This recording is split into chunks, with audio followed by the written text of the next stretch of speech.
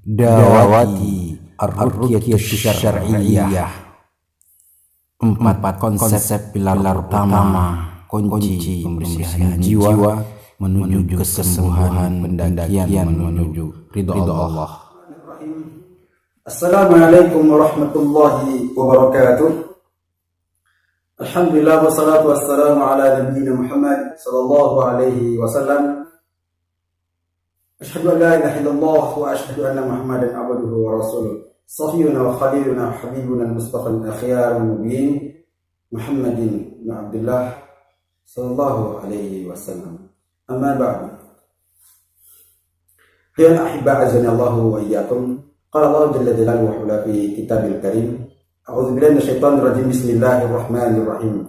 Wa nunazzilu minal qur'ani ma huwa shifaa'un wa rahmatun lil mu'minin wa la yazidu adh-dhalimina illa khasara. Ayat ini menandakan bahwa mulianya Al-Qur'an yang Allah turunkan kepada kita sebagai obat juga membawa rahmat kepada kita. Salah satu yang kita bahas pada pertemuan ini, alhamdulillah, wujud lagi Dawati Ruqyah Syar'iyyah pada channel kita ini. Semoga Allah berkahi, semoga bermanfaat untuk kaum muslimin. Yang kita bahas adalah sihir tafrid. Akhir-akhir ini terjadi di kepulauan saya ini, pulau saya cintai, yang unik dan penduduknya istimewa semua. Kenapa saya bilang istimewa? Banyaknya kemusyrikan di sini, banyaknya kejahilian di sini, kebodohan di sini. Mereka awam dengan hal-hal yang berbau sifatnya keilmuan agama. Mereka sangat dangkal ilmunya, sehingga yang ustadz dibilang dukun dan dukun dibilang ustadz atau kiai. Jadi terjadi kemarin ini, kurang lebih 1 minggu ya, kurang lebih. Si istri yang baru menikah dengan suaminya berpisah. Si perempuan kabur dari rumahnya. Lalu si laki-laki atau suaminya mencari tak kemana istrinya, dan kemarin lusa ditemukan, atau sudah kembali lagi dikumpulkan bersatu. Gak tahu siapa yang menyatukan. Tapi terjadi lagi kemarin ini, si perempuan melihat suaminya seperti monyet atau kera.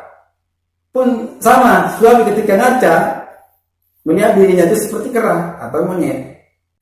Ini dinamakan sihir tafrid, sihir pemisah antara suami dan istri.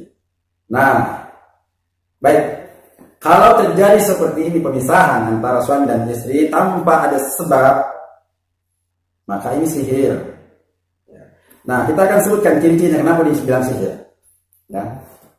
Ciri pertama adalah dia tidak suka kepada suaminya.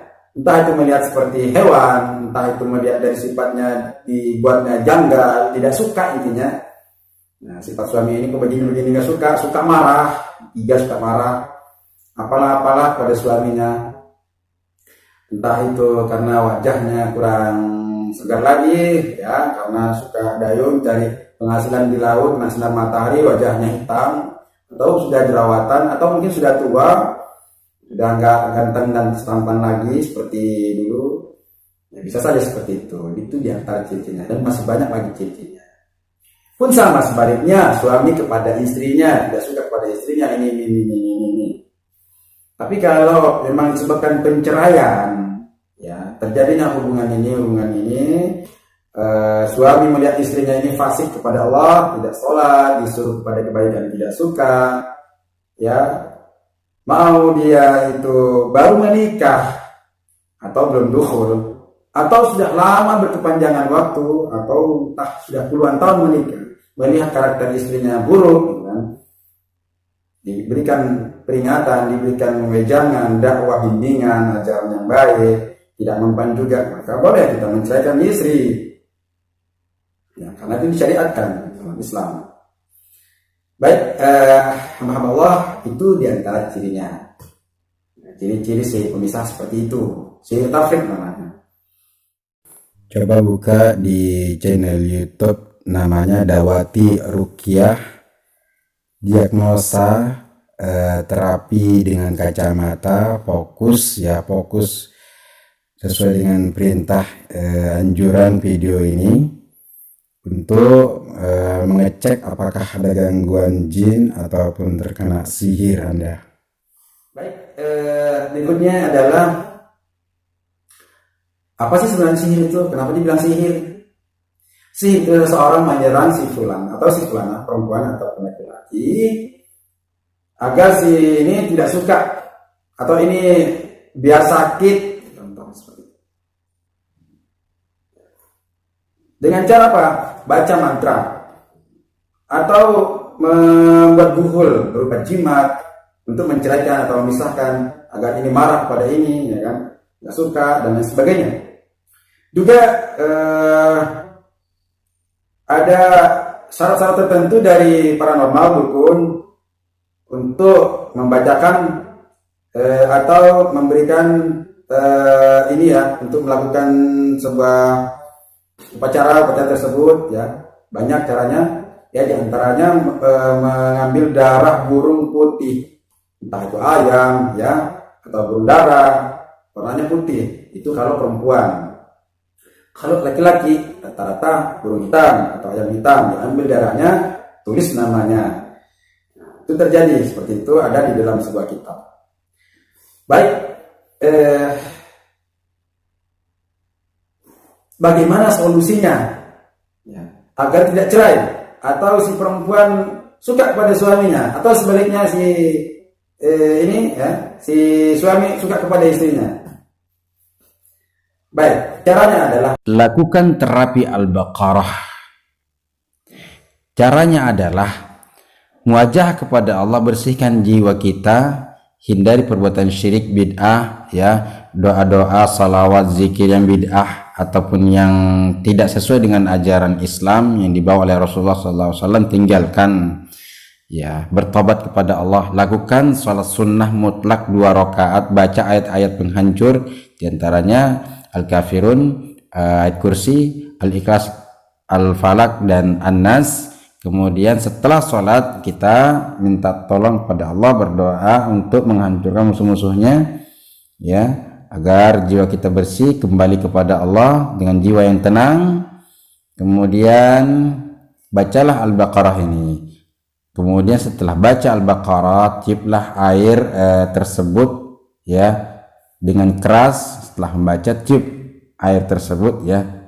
Lakukan berulang kali terapi mandiri ini, terapi ruqyah holistik. Tapi bila mana tidak mampu, tidak bisa, mintalah pertolongan kepada ahlu ar-ruqa, ahlu ruqyah, ruqyah syar'iyah, bukan ruqyah sihir.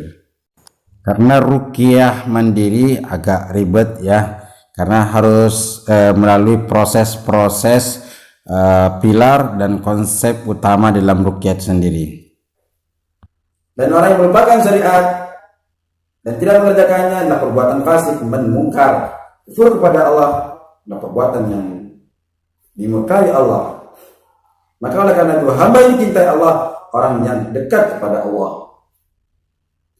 Orang yang jauh dari Allah, orang yang banyak pertentangannya dengan Allah, banyak dosa dan maksiat meliputi dirinya hingga terbungkus dengan bingkai hitam, tidak sejuk dipandang, selalu tutur kata yang tidak baik.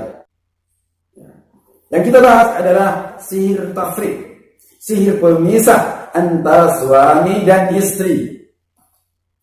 Pertama, antara anak dan orang tua, antara seorang dengan teman, antara seorang dengan saudaranya, atau orang agar tidak sikap kepada si fulan, contohnya pemilihan kades atau camat atau pemilihan apa saja, atau sifatnya yang berbentuk tidak suka lah, dinamakan sihir tafriq. Kirjidukunan tidak sholat, mantranya mantra syirik, mantra sihir. Yang dia bacakan tidak ada bunyinya, walaupun jangan ajaran yang dia keluarkan pada pasiennya Al-Quran, tapi diplesetin. Itu dukun. Syarat-syarat yang dia minta kepada pasien macam-macam. Minta darah ayam lah, dipotong kepalanya sedikit, diambil darahnya doang. Terus diapain lah. Minta telur, kadang telur ditulis macam jimat itu. Kemudian juga kadang buat jimat, dibungkus dengan kain hitam, taruh di tangan anak benang doang. Atau ada bungkusan apa buat gelang, ya, taruh di sini, atau di kalung, atau di perut, benang hitam, kayak ada bantal-bantal kecil itu. Nah itu dukun, syirik ini. Perbuatan syirik dan kufur pada Allah, syirik besar, menghapus dosa kita, menghapus seluruh amalan kita, menghapus pahala kita,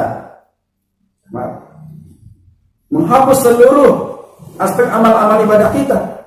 Kalau ada kufur, syirik pada Allah, jadi jangan sampai kerjakan hal demikian. Jangan percaya pada para amal, jangan percaya pada sandro seluruhnya di kepulauan ini.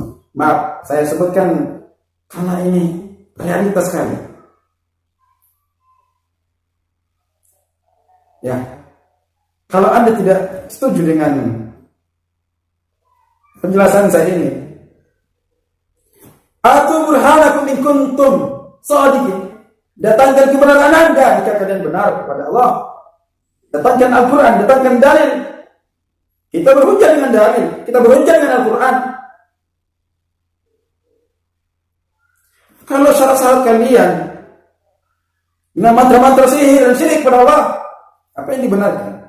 Seharusnya kalian mati, dibunuh. Kalau Anda hidup di zaman Rasulullah SAW, kalian dibunuh. Cuma kalian dibakar. Seharusnya seperti itu. Para dukun harus dibunuh. Jangan percaya kepada mereka. Gak pernah sholat. Itu. Nah, kalian mau datang ke sana, kalian kufur kepada Allah, memurtadkan Islam kalian, memurtadkan akidah kalian. Oke lah, KTP kalian masih Islam, tapi murtad akidah kalian, menghapus seluruh ibadah-ibadah dan amal soleh kalian, menghapus seluruh sholat kalian. Percaya pada dukun.